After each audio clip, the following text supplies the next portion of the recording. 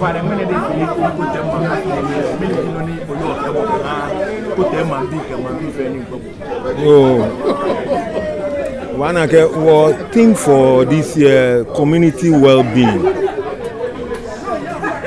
Noji noni what from here niji mene Homowo no yo edomo unity ke progress do hiwo noni ma yoni nka wo man bi fe he wale ke ngawoji ko fe komie wo ba ya wo hin ke wo fe komie wo mi ba gbla noni titiri no wo domo ni wo ke yo wo afile ne afile no na yeke noni mene na ke afile ofole afile olegbe kote ko akutia ni wato mini hani kwa ni mene takuto na ko baya noni yo minji wo safi insafile bia mi fe wo ke hila bibi yen ni mokusmo ni ya fi onuko ni semie ya muhila alo mu kwa nyese ni semie ya muhila loan insafile le wo fule kuku bona fi wona hegbe nu oke wo man bi agbasande shigbene wona ke o hegbe ye ake wo ba anye ni oke wona ni amamo mami lohani mene fe tomo wo gbele mi fi o si wo ma le wo sheku iku kwa e kaka ya wo ba fada mo to wo be no ni hani afine efi le nenile Koteiman ni dana wo cho no finish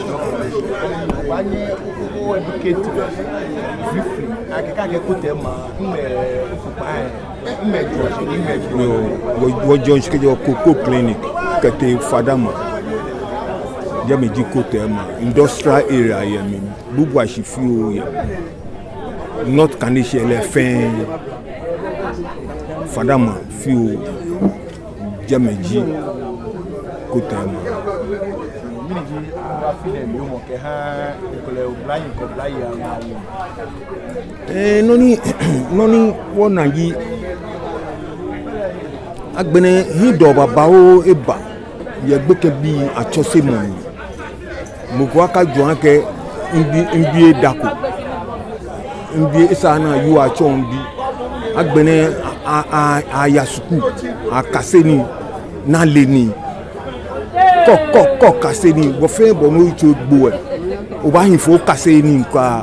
no ngawo nu wo follow ji ameka me bi afe ekome na mele ame bi anagba ititri no ni gba wo follow e na wo le wo bi anagba ke ba ni ke no le ta wo ni be sa no hanle no hanle e ba cho na gba hanle jio e cho jio jemele follow e fo kwemo no ba pa follow afai ake ka me bi e ame bi a na gba ko ye bi ele mathematics ele english o ba ko gbenu no ba chon ko ni o wale ni ke kase lenu english shi ken ile english ele maths na kan no science na kan no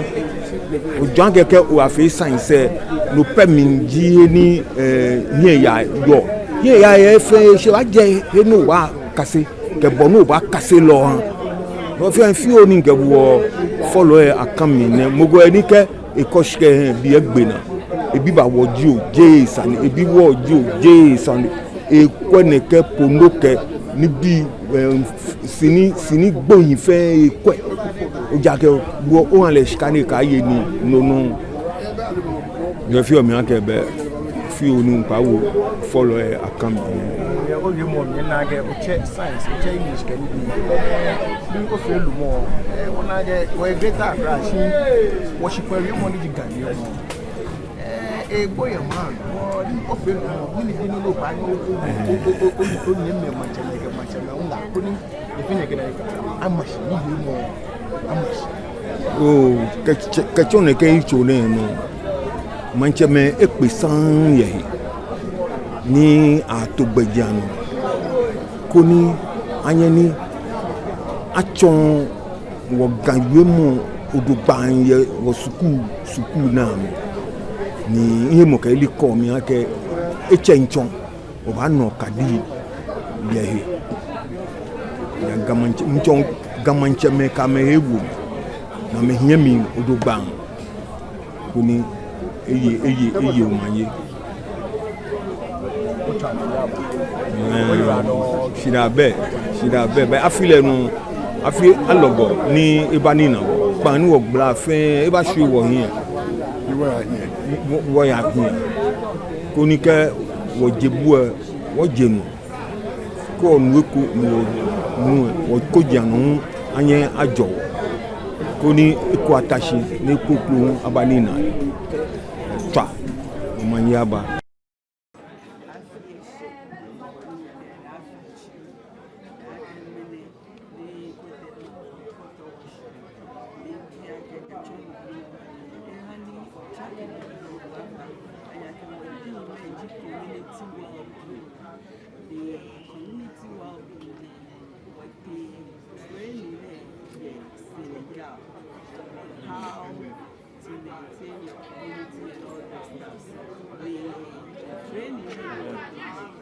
based on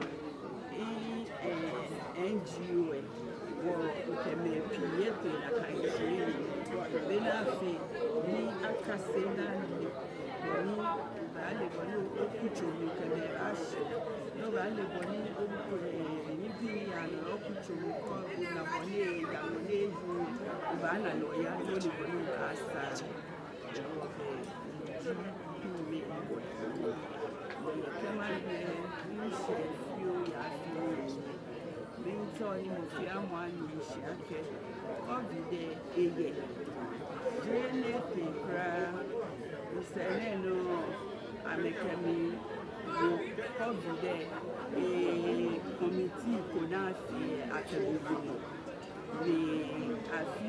immunization can be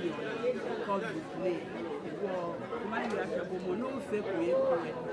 More than you can have a quap, say, ocean. Money drain and the woman care to be lying here. And then we are we should look by and that is a fire, no children. One of the quite, I'm sure my JJ to buy going to be Lesa, J. Me, Emana, Meya. Laye, Lebu, Jane, no, now, teenage pregnancy. I know now, I say, me, you know, Anna, I have not only be a car, boy, I go. Actually, ni amenisho follow kame bi afenya ni na afeni kelo ko ya me amenye na me chi ame benke chi ame ka fall on peer pressure ni ba mani na agbako ani na agbe na agbe kura ko awo mi akashi Ghana wa fe wa Ghana ugbo kelo ko ya no Ghana na afeni wo fi amoke ya wo because oil and gas Bejiano Ghana. It's a little more like Bejiano. Nearly one in ni there and no mere piak. Ni oil and gas Bejiano to a poor label, no Ghana, no your me. She did no little Kono Ghana and now she called it. A few public engagements can be. Kabeleva okucho na fe sanochi obenga kuni bomole no kono kaseni chano manya Agabo chabe kanyeme akabe ya ya ya chabe rado amo rado okago wa peshi ko wore wa no abo chabe kanyeme amen manyaba ya so ge bi no sure ne rado